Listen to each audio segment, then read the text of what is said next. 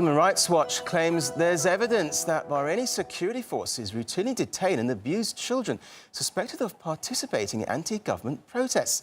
That's according to a report published today, and this is actually a copy of that report, and we have some quotes here from it. Information recently obtained from victims' family members and local rights activists suggests that Bahraini authorities often hold children for long periods in detention and subject them to similar forms of mistreatment as adult detainees, including beatings and threats of torture.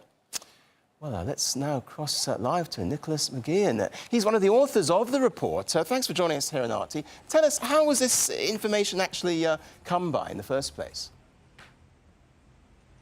Well, local rights groups in Bahrain have been complaining about the detention of children for some time now, and on the basis of that information, Human Rights Watch conducted its own research into the detention of children, speaking to various victims, and that's where we came up with this press release. Actually, it was a press release rather than a full report, which we issued on the issue. And based on these accounts, what kind of things are these children going through?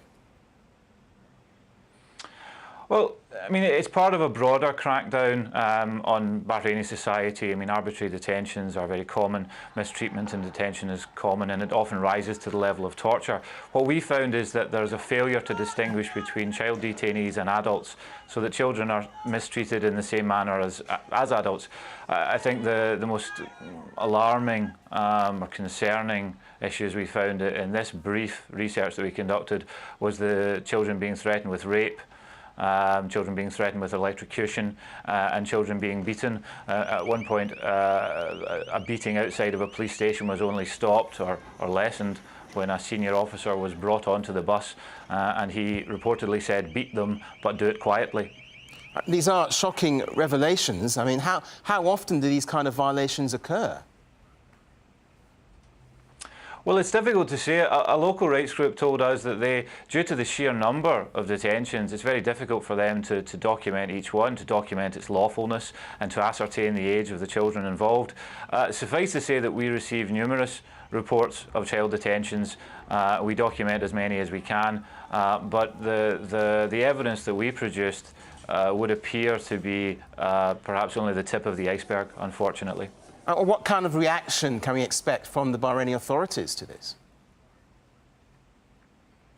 Well, judging from the reaction to previous accusations, most probably a denial, most probably an assertion that those people who have been detained have been engaged in some sort of terrorist activity.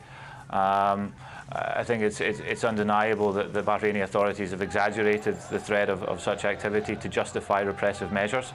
It would be interesting to see the response of its allies, the UK and the US, I think, in this regard. These allegations might weaken support for the Bahraini regime and put them in a very difficult situation. And Bahrain is supposed to be a party to the Convention on the Rights of a Child. I mean, could its adherence be reviewed in the light of this? Well, it was criticised heavily in the last review of its adherence to the Convention on the Rights of the Child. It's also a party to the Convention Against Torture, and its violations of that convention are well documented. Increasingly, Bahrain is a state which seems to hold little regard for its international obligations where human rights law are concerned, regrettably. OK, Nicholas McGeehan from Human Rights Watch, thanks very much indeed for joining us here today on RT. Thank you.